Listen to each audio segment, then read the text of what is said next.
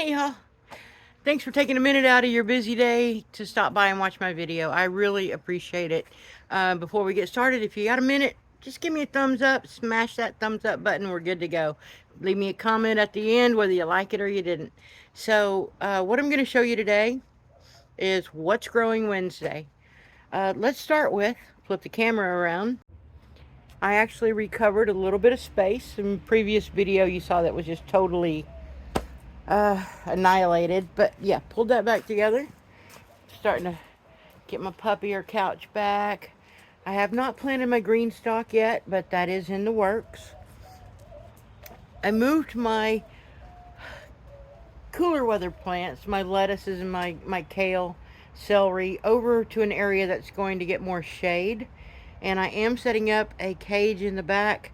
I have another video that'll come out about the eggs that are about to hatch, and I need a place to put them. So quick look into the garden. My determinate tomatoes are doing quite well. They're coming along nicely. The last few days we had lots of rain, so that really helped.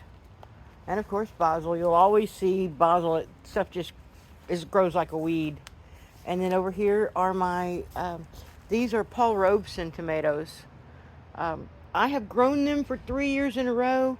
I have yet to eat one of the fruits. So I have some cucumbers over here. I have my mint. I did get peppers in the ground. So I have like 4 different varieties of peppers. I've got a Lola banana pepper. I've got some Golden Fortune bells, green bells, and some Tabascos down here on the bottom. And then I was also able to get my squash in the ground and zucchinis. I got 1 ball zucchini, 8-ball zucchini. I have spaghetti squash. I have, these are moonbeam squash, the patty pan squash. So not sure. I'm just going to let them run all over the ground, see what happens there. My squirrel planted me a pecan tree a couple years ago. It's still going. Front yard, I did a lot of work in the front yard. I did get the quail cages clean. More basil over here. Getting ready to fire up the grill. It's Easter Sunday, and I've been working so hard out here. I just haven't had a chance to really do an Easter dinner, not like I have kids and family. So, got my quail cages all cleaned up, but I came out yesterday and I really took a look and I said, okay, some of my quail are getting older and they're not laying as much. And some of my quail are really temperamental, so I end up with like 3 females per cage. And that doesn't really work because I need to have 6 females and 1 male per cage. So they're taking up space and they're eating a lot of food and they haven't really been producing eggs. But I came out this morning ready to just give up on quail and harvest them all. Even though they're older, I can at least do, stew meat for the dogs. But I came out ready to harvest. I got 40 quail eggs in one night. So they made me think twice about it. And that's yet to be determined. They may stay or they may go. I will let you know in the future. Everything's growing well. But what I really wanted to talk about today was mycelium. That is my new favorite word of the week. Mycelium. So I've always wanted to grow mushrooms, and I've done a lot of research on it, and there's a lot of videos on YouTube. And basically you buy whatever mushroom mycelium that you're looking for, and you put it into a pasteurized substrate, and you're able to grow your own mushrooms. Well, mushrooms are expensive, and not that I eat a lot of them. I would have to say David probably eats more of them than I do.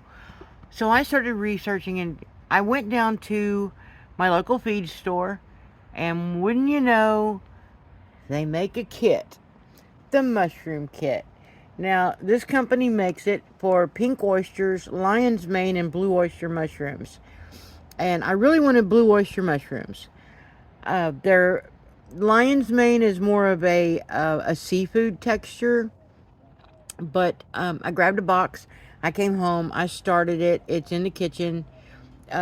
It's too hot out here to grow them outside. If you're in a cooler climate, then yes, you can absolutely grow them outside. No, mushrooms do not need to be in the dark.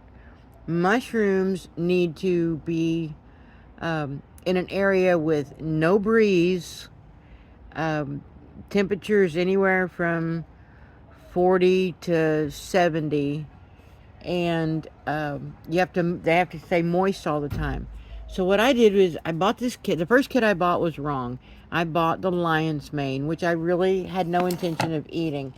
So I went back down to the feed store and I bought the second one. Now let me show you how this works. It's pretty simple.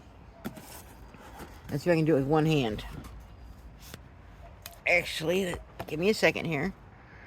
So inside the box,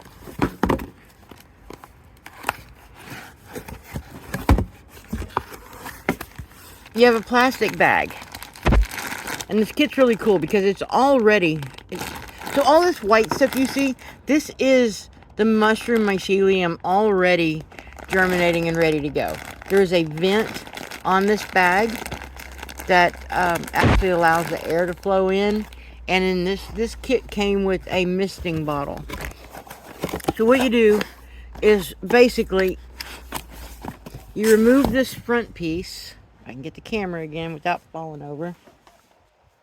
You remove this front piece with scissors.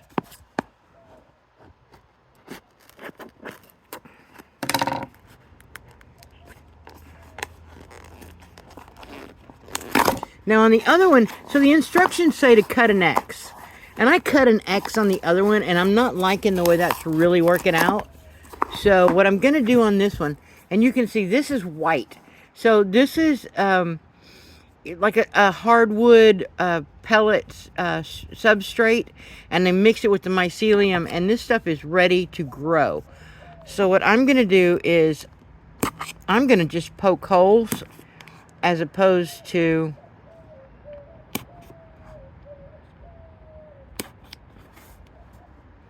Yeah, that's what I'm going to do. I poked 5 holes.